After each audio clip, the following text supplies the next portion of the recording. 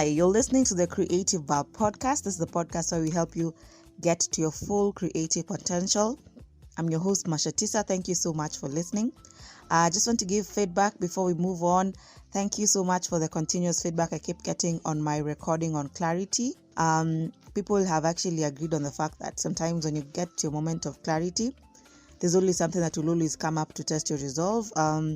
Gotten feedback from another friend of mine who told me that every time she makes a decision to work on her creative pursuits, something always comes up and she doesn't necessarily always achieve what it is she wanted to achieve.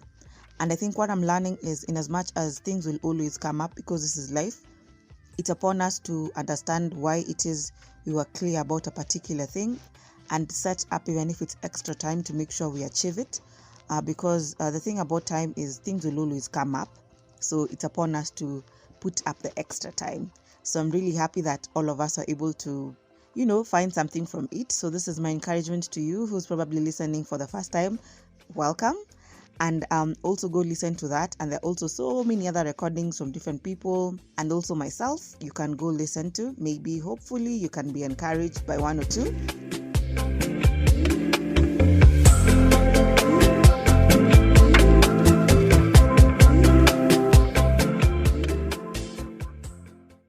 Today is just a continuation of whatever it is we were discussing. The title is, I'm just thinking about the title, as we continue, I'm going to get it. I want to give a backstory, and I just want to remind you of a recording we did with Lillian. And she was talking about something on marketing and how sometimes marketing can really discourage you as an entrepreneur and make it really hard for you to even move forward. It can really, in a way, discourage you in the sense like, you have a really good product, your heart is in the right place, you've done your really best. Maybe you even have let's assume, like for me in this case, maybe I have a good podcast. I put in the work, I do a lot of research, and then after you've already done the marketing, you find you just have 2 plays or 1 play. That's just an assumption. Or you have this product, after you've maybe this amazing course you've sent out, and it's even free of some sort, and it's a really good product, you've done your research and everything, and you only find one person, and the one person probably is your relative just playing. And sometimes when you hear these things, it really ends up discouraging you in a way, because you're like, you mean people don't see the good things I'm trying to do over here? Or maybe I don't have a good enough product, or I'm not probably the best, or people don't like me. Just so many things, so many assumptions that always come, especially when you're just starting out in your business, or when you're new, or when people still don't know you yet and you have a really, really, really good product. Another thing I've realized, especially in this even social media world, those pages that have gossip, they're always the most filled. But sometimes these people who do like really good enriching content that can take you to the next level, sometimes you find they don't necessarily have a lot of views that you will expect. And I think that's really common. Our theme for this season 3 is the art of running. And it means that when you're running with a vision, sometimes what are some of the things you're learning? How do you run with a vision? Because there's so many things that come along the way, even in your journey as you try to achieve this vision. And so I'm just sharing from my experience and from the things I'm learning, from other people as well. And that's when we started with recordings from different people, and now I'm doing my own solo chats. I've also been in places where I'm trying to do something and I don't feel like I'm the person for the job. I just feel doubt, I fear, I just feel discouraged, or sometimes I'm kind of depressed and I just don't end up doing the job. I feel like I'm not the person for the job, and it always happens a lot of the times. I've shared my experiences with procrastination. Like I have this probably project or something, and I procrastinate to the last minute. It just eats me up. I don't understand why it is that I always procrastinate. And so I shared my experiences on the procrastination recording. And I also shared my experience with self-doubt and so many other things. And I continue to share, even from other people and the things they're really struggling with. And so these are just different kinds of feelings that come along the way as you run with the vision, because it is very scary and you're trying to do something and you don't know of it. And you're just going to waters that you're not so sure of. So that becomes the topic of today's discussion. And so I'm going to start off with a story. It's a story from the book of Matthew chapter 14, still again from the Bible. Backstory is King Herod Antipas had beheaded John the Baptist. And Jesus had heard of the news of John the Baptist's death, and he was feeling so bad. So he withdrew to a different place so that they just don't arrest him before his time came up. And then when he went to a different place, the crowds followed him. So the crowds followed him up. And then when it came to the evening, disciples were like, "Why, Jesus, why won't you just send these people away?" Jesus was like, "No, don't send them away. Give them something to eat." But the disciples were like, "But Jesus, you only have 2 fish and 5 loaves of bread." So Jesus said, "That's what you're going to use." So he used the 2 fish and the 5 loaves of bread, multiplied it, and fed the 5,000 people. When he fed the 5,000 people, so they ate until we had like 12 baskets remaining. And we also had 12 baskets full remaining of a miracle. So, and totaled are like 5,000 people who were fed. And that was just men. So if you count women and children, there are probably a lot more than that. And still there was a lot of food that was left, 12 basketfuls. Anyway, and then Jesus asked the disciples to go ahead on the boat, and then he withdrew to go and pray. So when he went to pray, when it was around dawn, let me just read now from verse 22. Immediately Jesus made the disciples get in the boat, go on ahead of him to the other side while he dismissed the crowd. And then after he had dismissed them, he went to a mountainside to pray. And the boat was already a considerable distance from land, buffeted by the waves because the wind was against it. So shortly before dawn, Jesus went out to them walking on a lake. So when the disciples saw him walking on the lake, they were so terrified. "It's like a ghost," they said, and then they cried out in fear. But Jesus immediately said to them, "Take courage, it is I, so do not be afraid." And then Peter, favorite character because that was what we had like last week again. "Lord, if it's you," Peter replied, "tell me to come to you on the water." Jesus said, "Come," he said. Then Peter got down out of the boat, walked on the water, and came towards Jesus. So Peter walked on water anyway. And then when he saw the wind, he was afraid and began to sink and cried out, "Lord, save me." And then immediately Jesus reached out his hand and caught him. And then he said, "You of little faith, why did you doubt?" And when they climbed into the boat, the wind died down, and those who were in the boat worshipped him, saying, "Truly you are the Son of God." So this is our story of discussion today.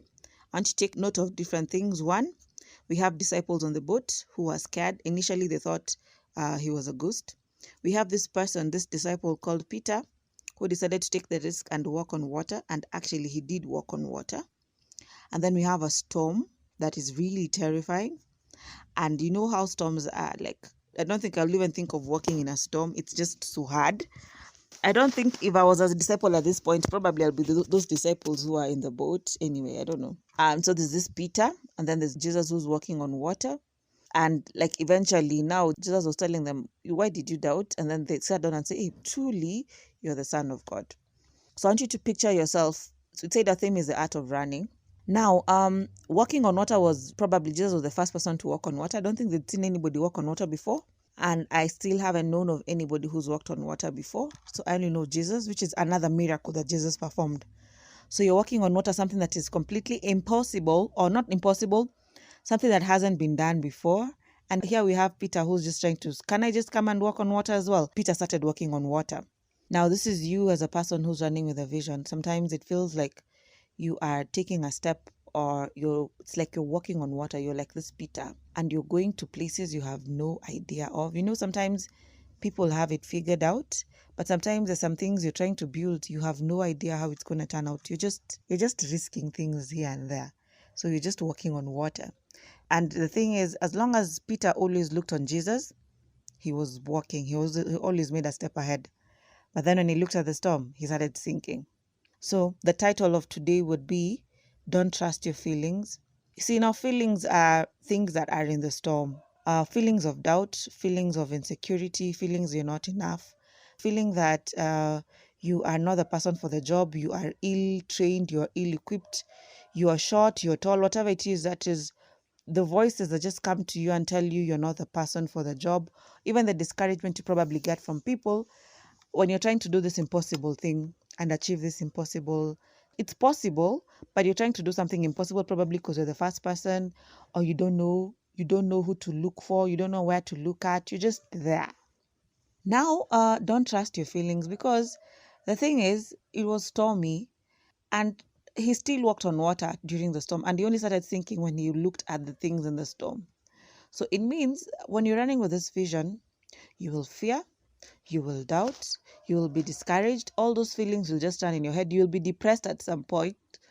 But if we put our focus on that, we are going to lose out on it.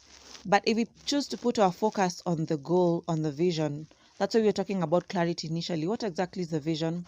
Are you clear about it? Are you clear about your intent? Are you clear about what it is you want? So if you focus on the vision, you will understand that these things are just part of a storm.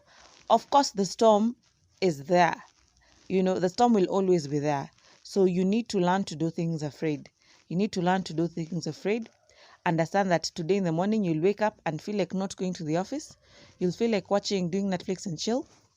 But you don't have to trust those feelings. You have to keep on moving ahead. It's a point of us as people who have this vision to master the art of understanding how the storm manifests in our lives. For me, it's doubt, fear. There's procrastination. There's a lot. Doubt, fear, mostly procrastination. Sometimes I get into just some mild depression and just so many things. I feel like I'm not the person for the job. I self-sabotage. I destroy things. I'm like, hey, I'm not the person. Don't choose me. Leave me alone. And so when I'm aware of those things, I know I'm actually on a storm. I'm walking on water. That's how you know that you're walking on water, literally.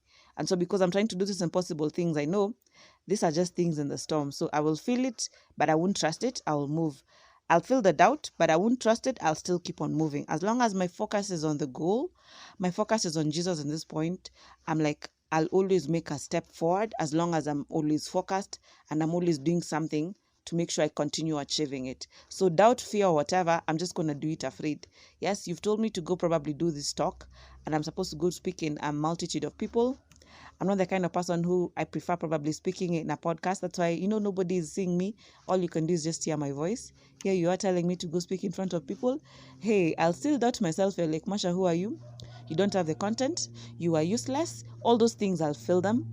But if I have to be like Peter, I have to do those things afraid. I'll still tell them, yes, I'm coming to speak at your place. Try to prepare and do the best I can to make sure I deliver. Even if I deliver and I don't do, like, it's not like the best talk ever. The point is, I still made a step. I'm still moving a step forward. At least by virtue of me doing something wrong, I know what I can do to improve, to do it right, which is a lot much better than if I just sat on the boat like these other disciples. One thing that is very funny is this walking on water was not the first miracle Jesus had performed, by the way. Like the first miracle he did was turning water into wine, and disciples were also there. And even just a few minutes before he started walking, he had just fed 5,000 people with 2 fish and 5 loaves of bread. That's why I was giving you this backstory. I mean, disciples couldn't even imagine, like, this person who has fed 5,000 people, and those are just men only counted, meaning there were a lot more because women weren't counted and children. So there were a lot more, and they were all full until they had 12 basketfuls remaining. So if they thought of the past miracles, they would be like, if you'd fed 5,000 people with 2 fish and 5 loaves of bread and something remained, how about walking on water? That is something that is completely possible. But what happened? As actual people, we always keep on doubting. So you as a person with this vision, yes, you don't feel like you're enough, which is okay because you're in a storm. You definitely have to feel like you're doubting. But you're the same person who won this award the other day. You are recognized by people for doing this particular thing. You have been certified, like you have had some past successes. But in some way, for you to achieve this one, you feel like you're not the person to do the job. It just means it's just something that always comes up, and we just can't trust our feelings. Because if disciples would be like, oh yeah, by the way, if we fed 5,000 people, why walking on water peke? Well, walking on water is not something that should be something that is really hard for Jesus. So even you as a person, you're probably not, this is not the first time you've done it. You did your first recording, probably, Masha. People liked it. People have told you you're good. People have told you you're okay. You're doing things a good way. So why can't I just rely on what people have told me before? Like, I've had past successes. If I look at them, I'm like, okay, if I was able to work on this project and I finished it and people loved it, how about this other one? So if I look at some of those things, it gives me actually faith to take a step forward.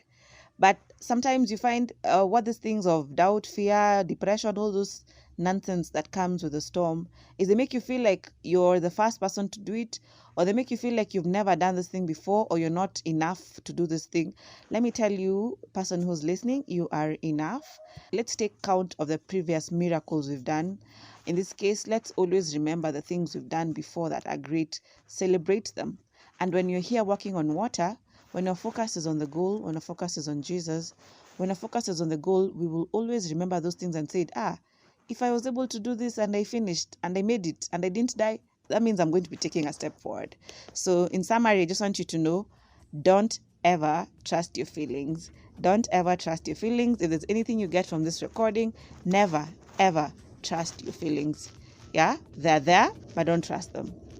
Just know they're part of the process of you achieving this vision, but you will never achieve your vision if you constantly keep looking at the feelings and trusting them, because just like Peter, you're going to keep on sinking and sinking and sinking, but there's hope again, because you can still sink and rise back again. But as long as your focus is in the right place and you understand the feelings will be there, you'll still be having a storm. Eventually you're going to move a step forward. So that's it for today's recording. I'm hoping to get feedback from you. What do you think about this? What do you agree with? Even what do you disagree with? You can send me an email. You can DM me on Instagram. You can do so much. I really like to hear your feedback. Thank you so much for being amazing people. I know we are getting this thing. Like, we're going to achieve this thing. We're going to walk on water. We're going to do the impossible.